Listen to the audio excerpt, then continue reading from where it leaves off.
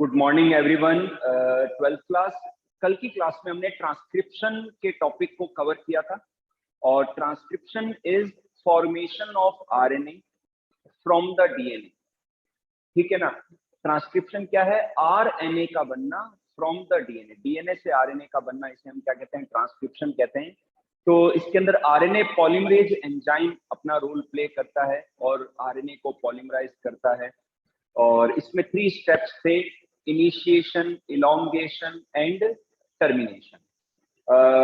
बच्चों, जो प्रोकैरियोट्स हैं उनके अंदर एक ही टाइप का आरएनए पॉलीमरेज होता है, एक ही टाइप का आरएनए पॉलीमरेज होता है, जबकि यूकैरियोट्स के अंदर 3 टाइप के आरएनए पॉलीमरेज होते हैं: RNA polymerase first, RNA polymerase second and RNA polymerase third. जो आरएनए पॉलीमरेज फर्स्ट है वो राइबोसोमल आरएनए को बनाता है। जो आरएनए पॉलीमरेज सेकंड है, it forms the messenger RNA and RNA polymerase third forms the transfer RNA, tRNA. लेकिन आज हम स्प्लाइसिंग को समझेंगे कि जो मैसेंजर आरएनए है वो एक्चुअल में फॉर्मेशन के समय वैसा नहीं होता है, वो थोड़ा डिफरेंट होता है। उसे हम हेटेरोजीनस आरएनए कहते हैं। मैसेंजर आरएनए के प्रिकर्सर को, मतलब पहले वाले आरएनए को, हम हेटेरोजीनस आरएनए, एचएनआरएनए कहते हैं। तो इसके अंदर कुछ प्रोसेसिंग होती है और ये प्रोसेस होके फिर कंप्लीटली एक्चुअल इंफॉर्मेशन वाले मैसेंजर आरएनए में कन्वर्ट होता है। तो इसको समझाने के लिए मैं मैं स्प्लाइसिंग के टॉपिक को एक्सप्लेन करूंगा। तो आज का टॉपिक है स्प्लाइसिंग, फिर जेनेटिक कोड भी स्टार्ट करेंगे आज। स्प्लाइसिंग, पहले मैं डायग्राम बना दूं बच्चों।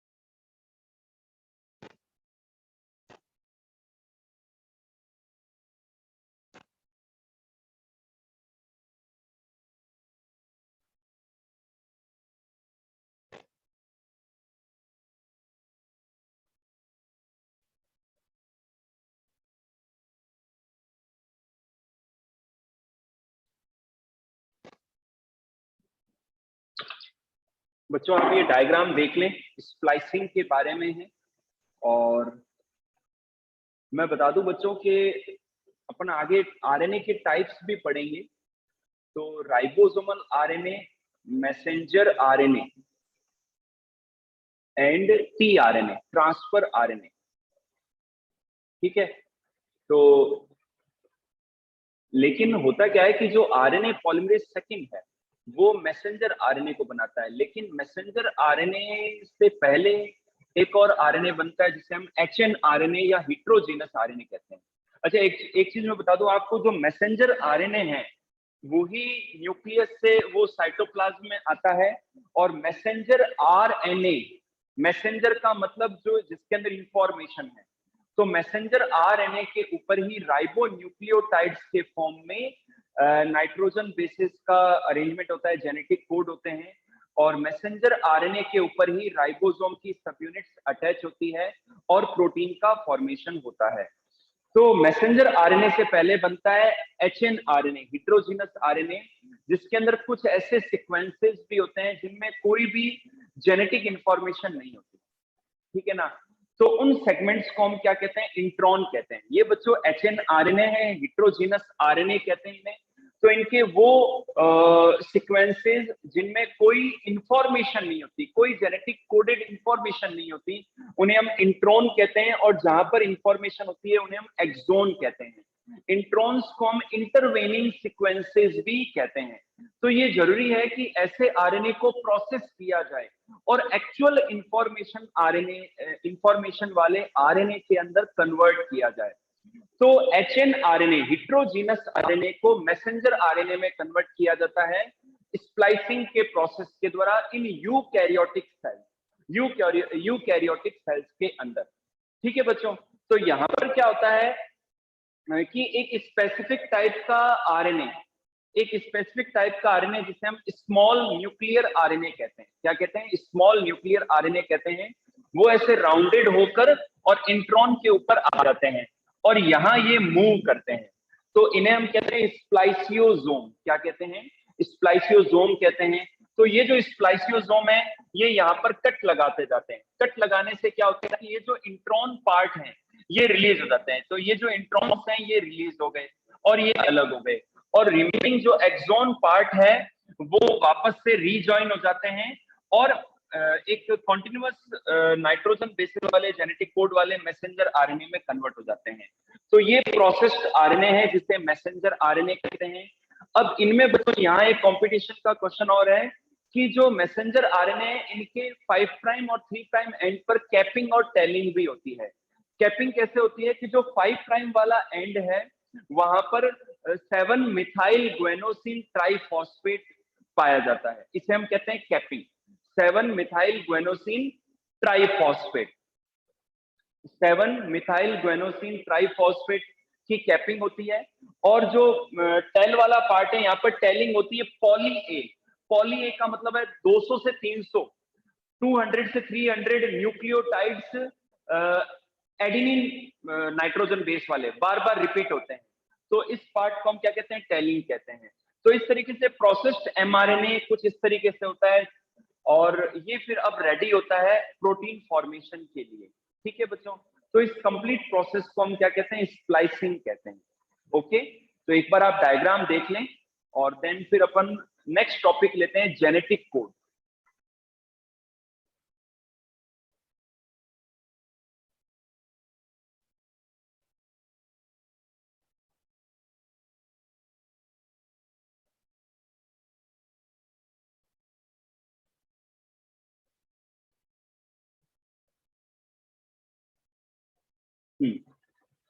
ओके बच्चों, नेक्स्ट टॉपिक है, बहुत ही इंपॉर्टेंट है।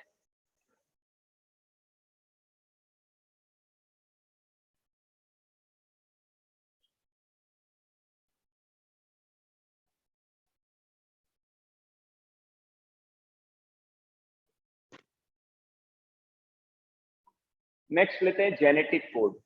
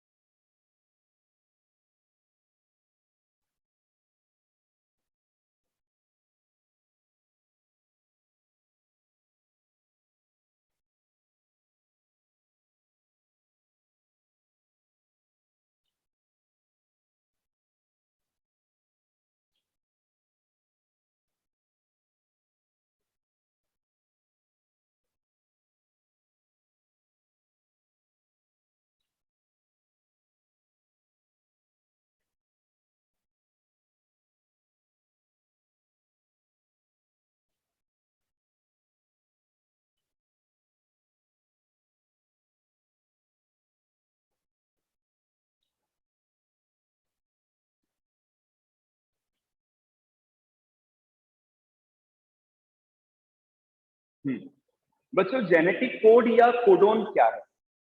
What are the genetic codes? बच्चों जो मैसेंजर आरएनए है वो मैसेंजर आरएनए बना है न्यूक्लियोटाइड्स का, ठीक है? तो 3 नाइट्रोजन बेस या 3 न्यूक्लियोटाइड का जो ग्रुप है वो एक जेनेटिक कोड या कोडोन कहलाता है। और आपको पता है प्रोटीन बनाने के लिए, प्रोटीन फॉर्मेशन के लिए लिविंग बींग्स के अंदर 20 टाइप के एमिनो एसिड्स पाए जाते हैं, ठीक है? इसेंशियल, नॉन इसेंशियल, जो भी आपने प्रीवियस क्लास में पढ़े हैं, ठीक है ना? तो 20 एमिनो एसिड्स के मिलने से ही, अलग अलग टाइप से मिलने से ही प्रोटीन का फॉर्मेशन होता है। और ये एमिनो एसिड कैसे मिलते हैं? जो इंफॉर्मेशन मैसेंजर आरएनए पर होती है, ठीक है ना? तो यानी कि डीएनए से इंफॉर्मेशन जाती है आरएनए के अंदर, आरएनए से फिर प्रोटीन फॉर्मेशन में। तो मैसेंजर आरएनए की इंफॉर्मेशन के बेसिस पर ही प्रोटीन का फॉर्मेशन होता है। तो 20 एमिनो एसिड्स होते हैं, नाइट्रोजन बेस 4 ही होते हैं। तो George Gamow was the first scientist, George Gamow जिन्होंने, जो कि फर्स्ट साइंटिस्ट थे जिन्होंने बहुत ही बोल्ड स्टेटमेंट दिया कि जो जेनेटिक कोडोन है वो मे बी ट्रिपलेट होते हैं, क्योंकि उन्होंने बताया कि 4 नाइट्रोजन बेस 20 एमिनो एसिड को कोड नहीं कर सकते। अगर हम डबलेट करें, अगर 2 नाइट्रोजन बेस में तो भी 4 4 जा 16 होता है, तो 16 एमिनो जेनेटिक कोड हुए, तो 20 एमिनो एसिड को कैसे कोड करेंगे? तो उन्होंने एक बोल्ड स्टेटमेंट दिया कि मे बी के जो जेनेटिक कोड्स हैं वो ट्रिपलेट होते हैं, यानी कि 3 नाइट्रोजन बेस के मिलने से बनते हैं, ठीक है? 4 इंटू 4 इंटू 4, तो टोटल 64 कोडोन बनते हैं, और ये सफिशियंट है for the 20 amino acid. Later इसको और इलेबोरेट किया और अच्छे से डिस्कवर किया डॉक्टर हरगोविंद खुराना ने। उन्होंने सिंथेटिक आरएनए भी बनाया और जेनेटिक कोड के बारे में और डिटेल इंफॉर्मेशन दी। तो इन साइंटिस्ट ने यह बताया कि जो जेनेटिक कोड्स हैं वो ट्रिपलेट के फॉर्म में होते हैं, ठीक है? अब बच्चों मैं यहाँ पर एक टेबल ड्रॉ करता हूं, फिर जो स्पेसिफिक कैरेक्टर हैं जेनेटिक कोड्स के वो अपन पढ़ेंगे। मैं यहाँ पर टेबल ड्रॉ कर रहा हूं जेनेटिक कोड के लिए, आप खुद निकाल सकते हैं जितने भी जेनेटिक कोड हैं उनके बारे में।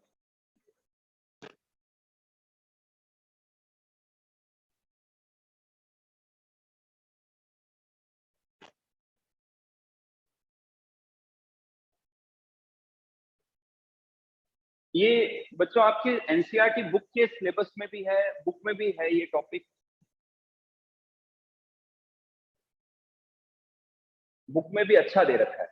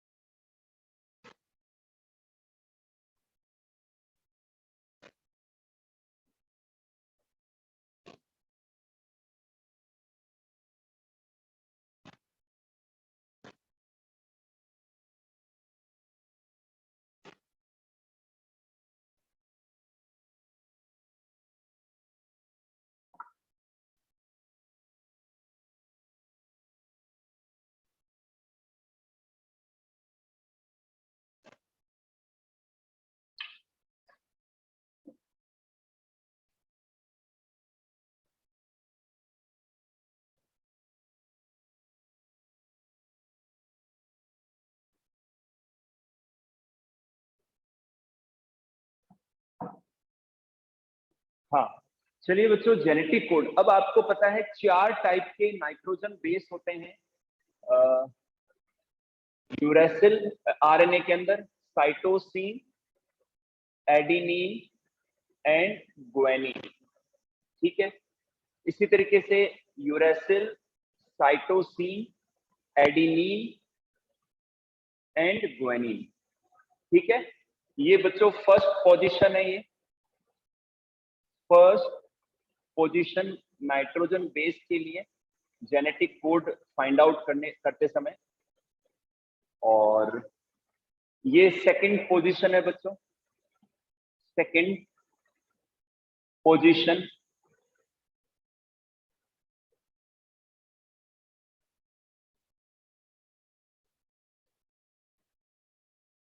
तो U C A and G. इसी तरीके से यहां चारों रख देंगे, U C A and G, U C A G, U C A G, U C A and G. ठीक है बच्चों, ये जेनेटिक कोड आप खुद निकाल सकते हैं, रटने की जरूरत नहीं है, आपको समझ के करना है इसको, ठीक है ना। तो ये बच्चों फर्स्ट पोजीशन है, ये सेकंड पोजीशन, और यहां पर यहां मैंने थर्ड पोजीशन रखी है, थर्ड पोजीशन।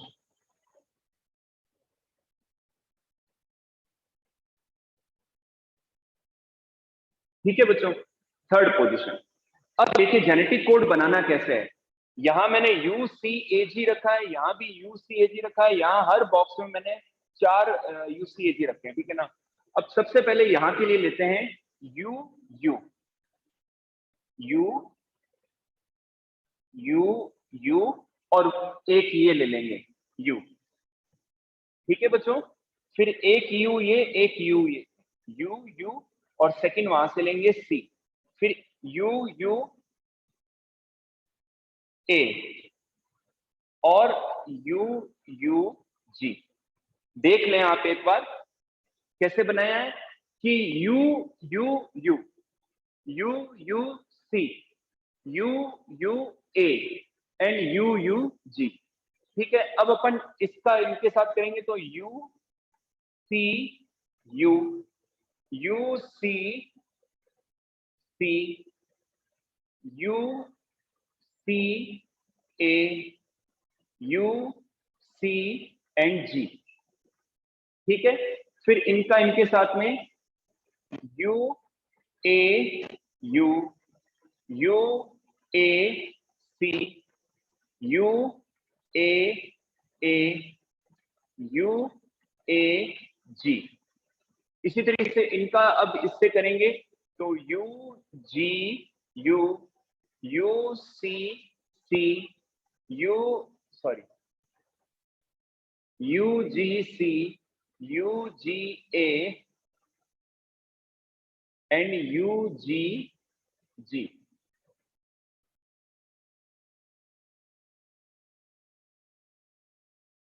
फिर लेते हैं बच्चों यहां से अपन C U U, C U C, C U A, मतलब यहां से लेंगे सी यू और U, C U C U A, C U G, C U G, इस तरीके से।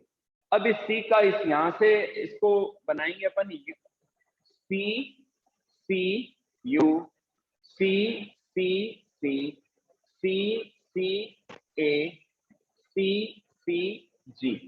फिर इनका इनके साथ करेंगे सी A U, C A C, C A A, C A जी। यहां पर आ जाते हैं अपन सी जी यू, सी जी सी, सी जी ए, और सी जी जी। ठीक है बच्चों, देखते रहे आप। अब आ जाते हैं ए, ये ए है तो A U U, A U C, A A U C, फिर ए यू ए, और ए यू जी। इसी तरीके से फिर इस ए का यहां से करेंगे तो ए C U, A C C, ACG।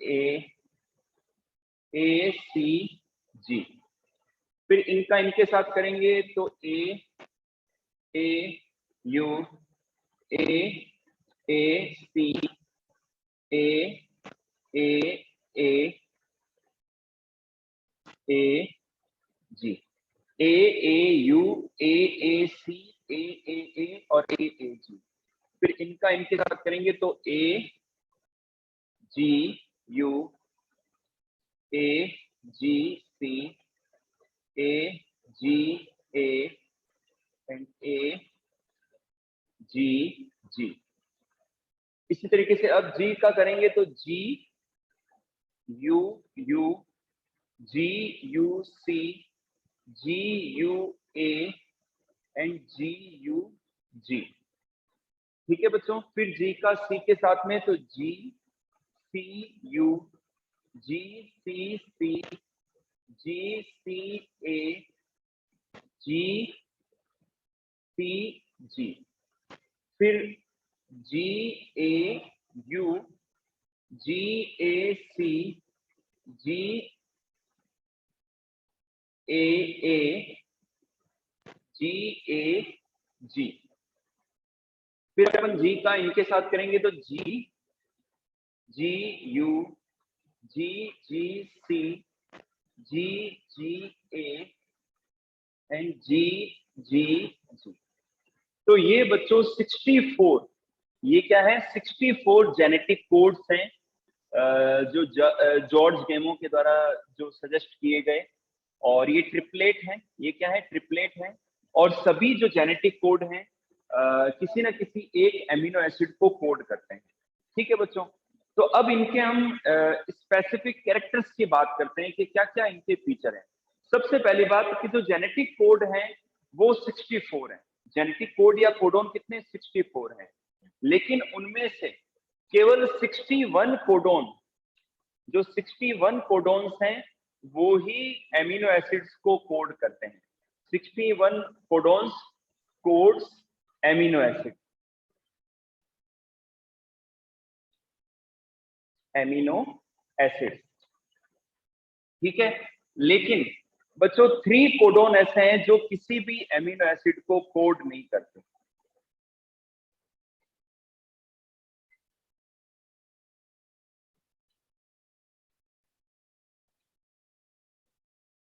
ठीक है, ध्यान से देखना आप। 64 में से 61 कोडोन्स एमिनो एसिड को कोड करते हैं, उन्हें हम सेंस कोडोन कहते हैं।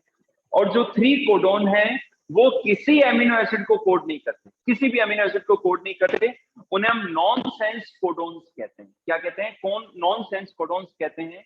तो ये कौन कौन से हैं? एक तो है UAA, एक तो है UAA, एक है UGA और एक है UAG। ये हम देखते हैं कहां पर है U वाला। तो एक तो है UAA, UAG और UGA। ये 3 कोडोन, 1 2 और ये 3, ये क्या है नॉनसेंस कोडोन है। और इन्हें हम स्टॉप कोडोन भी कहते हैं, क्योंकि मैसेंजर आरएनए पर जहां भी ये कोडोन आ जाते हैं तो फिर जो ट्रांसलेशन का प्रोसेस है, जो प्रोटीन फॉर्मेशन का प्रोसेस है वो स्टॉप हो जाता है। तो इसलिए इन्हें हम स्टॉप कोडोन भी कहते हैं। क्या कहते हैं? स्टॉप कोडोन भी कहते हैं। ठीक है। अब आ जाते हैं अपन कि इनके स्पेसिफिक कैरेक्टर्स की अगर बात करें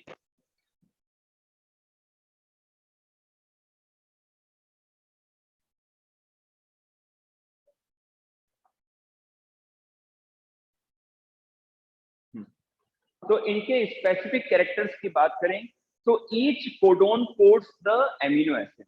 ईच कोडोन क्या करता है? किसी ना किसी एमिनो एसिड को कोड करता है। और इस जो कोडोन है, कोडोन को एक कॉन्टिग्युअस फैशन में रीड किया जाता है। एक कॉन्टिग्युअस फैशन में मैसेंजर आरएनए के ऊपर रीड किया जाता है और पर्टिकुलर कोडोन किसी एक एमिनो एसिड को कोड करता है। तो इसे हम क्या कहते हैं? अनएम्बिकस कोड, अनएम्बिकस सॉरी अनएम्बिगस और स्पेसिफिक, स्पेसिफिक कोडोन कहते हैं इसे। ठीक है, चलिए अब बात करते हैं कोड डी जनरेट। अब कोड डी जनरेट का मतलब क्या होता है बच्चों? एमिनो एसिड तो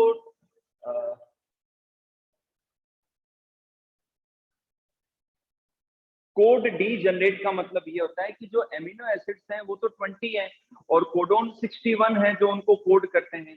तो कई बार ऐसा भी होता है कि एक से अधिक कोडोन किसी एक एमिनो एसिड को कोड करते हैं। किसी एक एमिनो एसिड को कोड करने के लिए एक से अधिक कोडोन रेस्पॉन्सिबल होते हैं।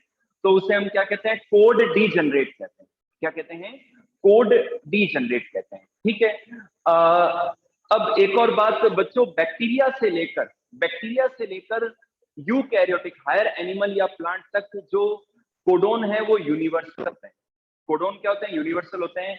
यानी कि जो जेनेटिक कोड किसी एक एमिनो एसिड को बैक्टीरिया में कोड करता है वो प्लांट या एनिमल में भी उसी को ही कोड करता है।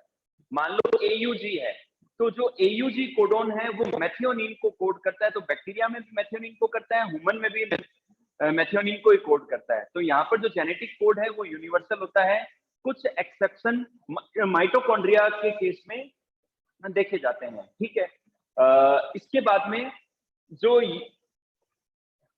ट्रिपल यू जो कोडोन है ये फिनाइल एलानिन को कोड करता है। ठीक है बच्चों, जो ट्रिपल यू कोडोन है ये किसको कोड करता है? फिनाइल एलानिन को। ठीक है। तो ये सभी ऑर्गेनिज्म में फिनाइल एलानिन को ही कोड करता है। ठीक है। नेक्स्ट लेते हैं जो एयूजी है। एयूजी को हम स्टार्ट कोडोन या इनिशिएटर कोडोन कहते हैं। स्टार्ट कोडोन कहते हैं। तो इसका ड्यूअल रोल है, स्टार्ट कोडोन या इनिशिएटर कोडोन भी कहते हैं।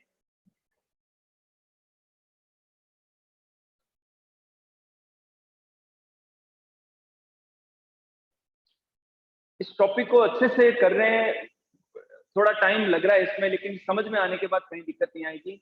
एयूजी का ड्यूल रोल है, एयूजी का डबल रोल है। एक तो ये है कि ये इनिशिएटर है, स्टार्ट कोडोन है। ठीक है ना, ये इनिशिएटर कोडोन होता है, स्टार्ट कोडोन होता है, और ये मैथियोनिन को कोड करता है। मतलब ये इनिशिएट भी करता है ट्रांसलेशन को। मेथियोनिन जो एमिनो एसिड है उसको कोड करता है एयूजी, और ये ट्रांसलेशन प्रोसेस पे स्टार्ट भी करता है ट्रांसलेशन प्रोसेस को। तो ये बच्चों कुछ कैरेक्टर्स हैं जेनेटिक कोड या कोडोन के, और इस तरीके से आप जेनेटिक कोड बना सकते हैं। अब आप समझ गए होंगे बच्चों म्यूटेशन कैसे होते हैं।